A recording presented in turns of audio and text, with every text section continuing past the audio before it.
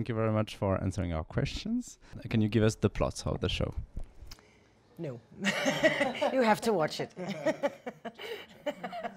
We could tell you a bit about the structure.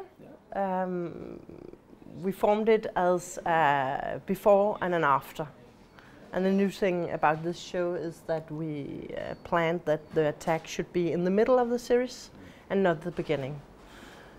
So we actually gets to feel people and watch them living their life before the attack, because we thought that that would actually give the ordinary people's story more space. Most series starts with a bang, and then it's only about what comes after. The introduction scene is very impressive and remarkably built. It's like a puzzle that is finished and then suddenly completely destroyed. Did you have the idea right away to start with the attack, but like just a glimpse and then after going backwards in time? I think we were from the beginning quite certain that we wanted to show the audience what is going to happen, you know. And then we have the countdown of the days. And then we have a very nice director, Milad Alami, who had thought about this scene, letting people sitting in the restaurant talking to the point where you actually get kind of bored, because it's just everyday life and you just watch and you want something to happen, and when it happens you don't want that to happen. So that's the psychology in the scene. And speaking of characters, so there are 8 different main characters. Which one was the most complicated to develop, and at the opposite, which one was the easiest?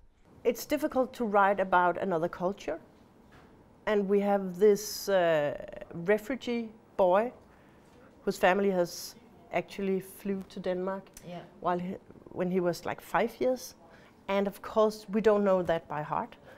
So it's always difficult to write about a culture you actually don't know, but still we wanted to make that come alive. And of course it's difficult to write the female, the Minister of Justice, because of course she's doing a lot of stuff we don't understand, but she's also just being a good friend to her colleague, and she's a wife, and she struggles with some other things. Problem, just like any other person. And that was our focus. And then of course we have our director has been really good at finding and inventing the persons together with the actors, because of course we, on our level, we thought of something and it became completely different, but of course it's much better and much more complex when they actually started working with the characters. So I think it's a combination of all our research and everything that we put into the character, and then actually